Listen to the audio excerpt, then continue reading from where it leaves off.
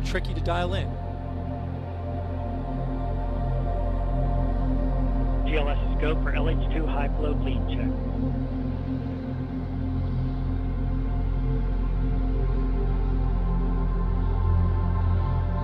Good word, we've passed that. The cryo team got the LH2 engine bleed pressure loop dialed in. They are now at the right temperature for launch. Countdown continues. T-minus 4 minutes, 15 seconds. Up next, GLS fires up the KPUs. Those are high-speed turbines which provide pressure to hydraulic pumps that steer the RS-25s. It stands for Core Stage Auxiliary Power Unit Start. GLS is go for core stage APU start. That now leads to the thrust vector control test at T-minus 2 minutes and 30 seconds. That can proceed now, and we will see the engines gimbal at the bottom of the core stage.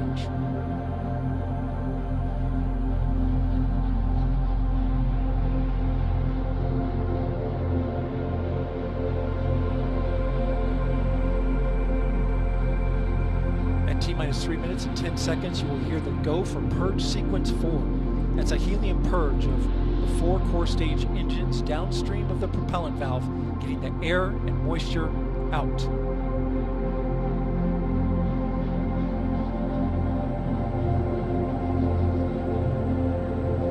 GLS is go for purge sequence 4. And in just a few seconds, GLS will close the core stage LOX vent, liquid oxygen.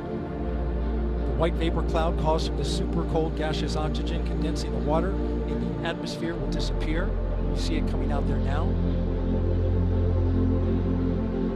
And there it goes, it's closed. LOX vent closed, pressure rising in the core stage LOX tank to flight levels. Coming up in 15 seconds, look for that thrust vector control actuator test. Engines will gimbal.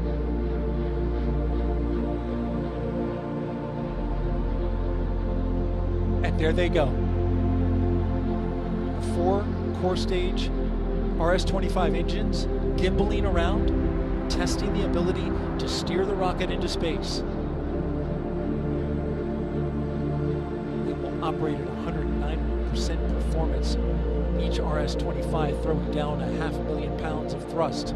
All 4, 2 million pounds. All together with the boosters, 8.8 million pounds of thrust. GLS is go for upper stage to internal power. Now the upper stage has gone to internal power. So power is removed from the rocket's upper stage, the ICPS, and it's been switched to battery power. The same milestone is coming up for the core stage at T-minus 1 minute and 30 seconds.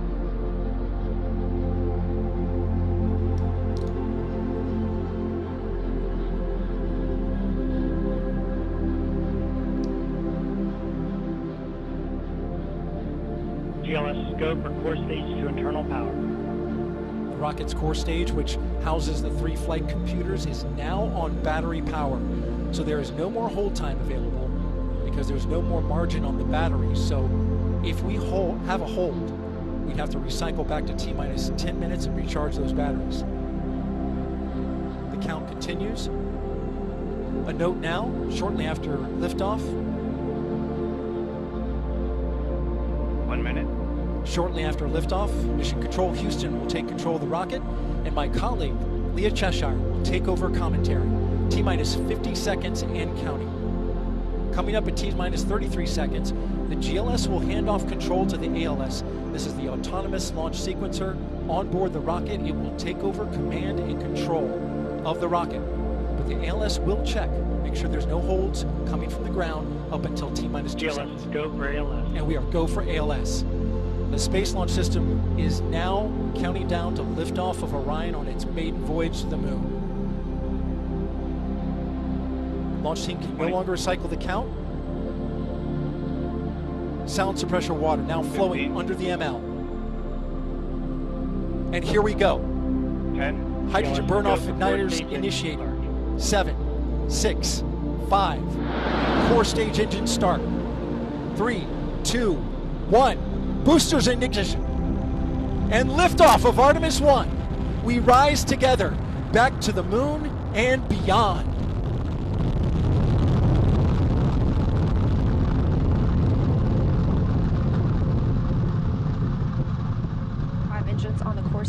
solid rocket boosters, now propelling the vehicle at 128 miles per hour. Hearing good control on the roll from teams in Mission Control Houston. All good calls so far. Now 30 seconds into the flight of Artemis-1. First milestone will be for the vehicle to pass through max Q at about 1 minute and 9 seconds into launch. This is the greatest period of atmospheric force on the rocket.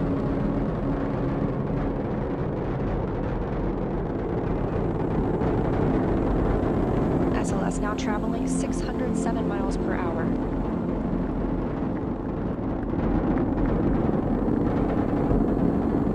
You're looking at 8.8 million pounds of maximum thrust. Quiet here in the loops in Mission Control.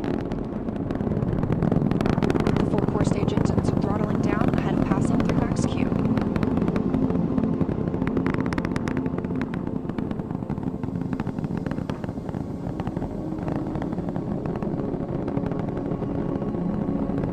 Now 1 minute, 21 seconds into the flight, traveling at 1,420 miles per hour. The 4 core stage engines are back at maximum thrust. The next major milestone will be for the solid rocket boosters to cut off and jettison at about 2 minutes and 11 seconds into the flight, so about 30 seconds from now. Again, quiet here in Mission Control Houston as teams continue monitoring the flight of Artemis-1.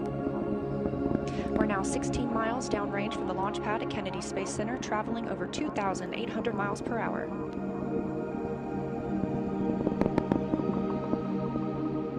Standing by for solid rocket booster jettison and shortly thereafter.